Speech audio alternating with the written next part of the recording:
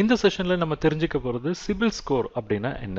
சிபில் ஸ்கோர்ன்றது ஒரு கிரெடிட் ஸ்கோர்னு சொல்லலாம், இல்லைனா அதை கிரெடிட் ரேட்டிங் சொல்லலாம். ஜென்ரலாக வந்து இது ஒரு 3 டிஜிட் ஃபிகராக இருக்கும், 300 to 900 ரேஞ்ச்குள்ளே இருக்கும். இந்த ஸ்கோர் தான் வந்து நம்மளுடைய கிரெடிட் வர்த்தினஸ் என்ன அப்படின்ட்டு பேங்கர்ஸ்க்கும் ஃபினான்ஷியல் இன்ஸ்டிடியூஷன்ஸ்க்கும் வெளி உலகத்துக்கும் கம்யூனிகேட் பண்ண போகிற ஒரு டூல், இல்லை ஒரு கம்யூனிகேட் பண்ண போகிற ஒரு ஸ்கோர்னு சொல்லலாம். ரைட், இந்த ஸ்கோர் வந்து எப்படி டிரைவ் பண்ணுறாங்க? இந்த ஸ்கோர்ன்றது சிபில்ன்ற கம்பெனி எப்படி டிரைவ் பண்ணுறாங்கன்னா அவங்களுடைய சிபில் ரிப்போர்ட் மூலமாக தான் டிரைவ் பண்ணுறாங்க. இந்த சிபில் ரிப்போர்ட் எப்படி அரைவ் பண்ணுறாங்க? நிறைய ஸ்டாட்டிஸ்டிக்கல் அல்கோரிதம்ஸ் இருக்குது, அதெல்லாம் ப்ராசஸ் உள்ளே போய் தான் இந்த சிபில் ரிப்போர்ட்டே ப்ரிப்பேர் பண்ணுறாங்க.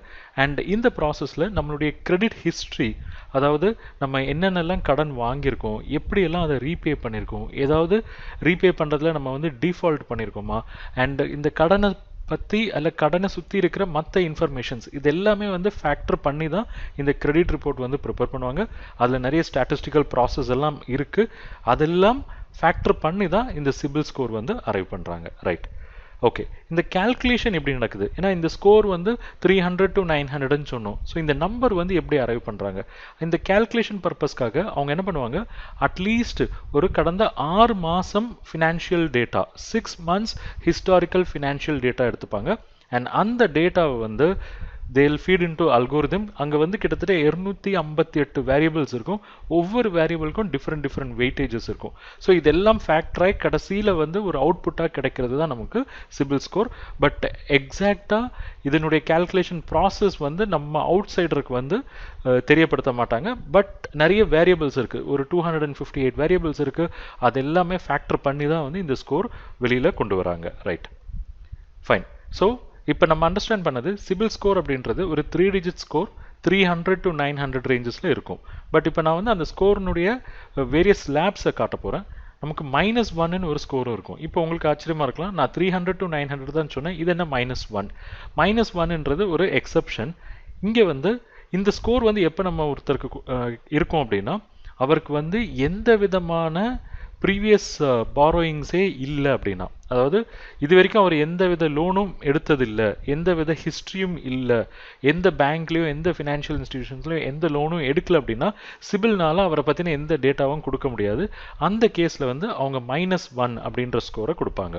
ஓகே, இந்த அப்ளிகண்ட்டு வேறு லோனெல்லாம் நிறைய வாங்கியிருந்தாங்க, பாஸில் வாங்கியிருந்தாங்கன்னா தென் அவருடைய கிரெடிட் வர்தினஸை வந்து இந்த 300 to 900 பேண்டில் கம்யூனிகேட் பண்ண போகிறாங்க.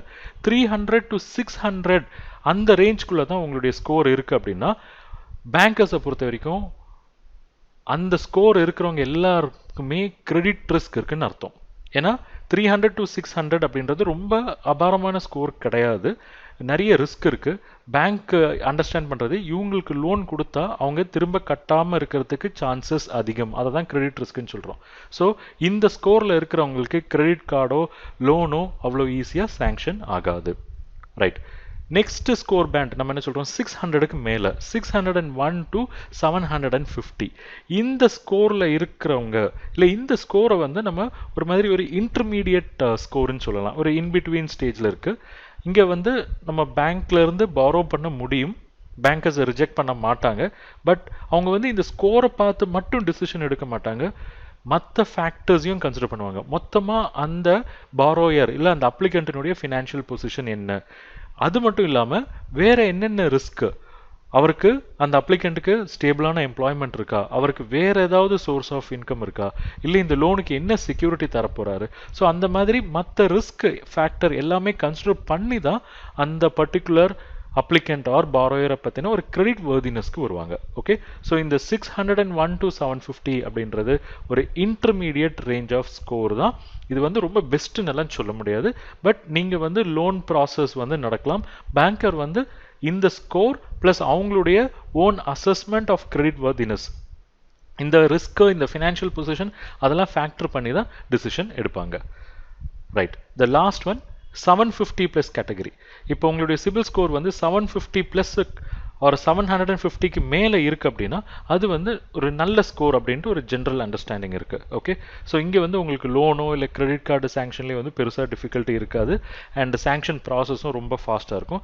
அண்ட் இந்த ஸ்கோர், அதாவது உங்களுக்கு 750க்கு மேலே ஸ்கோர் இருக்குன்னா நீங்கள் அதை லீவரேஜ் பண்ணிக்க முடியும். அதாவது you can negotiate for better rate of interest. நீங்கள் பேங்கர்ஸ் கிட்ட எனக்கு ஸ்கோர் நல்ல ஸ்கோர் இருக்கு இல்லையா, நீங்கள் வந்து ரேட் ஆஃப் இன்ட்ரெஸ்ட் குறைச்சி கொடுங்கன்னு சொல்லி கேட்க முடியும். அண்ட் ஆல் பாசிபிலிட்டிஸ் பேங்கர் வந்து உங்களுடைய ரிக்வெஸ்ட்டை வந்து அக்செப்ட் பண்ணிப்பாங்க. ஏன்னா பேங்கர்ஸை பொறுத்த வரைக்கும் 750 மேலே ஸ்கோர் இருக்கவங்க கிட்ட கிரெடிட் ரிஸ்க் ரொம்ப கம்மி, ஏன்னா அவங்கெல்லாம் ரெகுலராக பே பண்ணுறவங்க. ஸோ அந்த அண்டர்ஸ்டாண்டிங்கில் நீங்கள் இந்த சிச்சுவேஷனை லீவரேஜ் பண்ணிக்க முடியும்.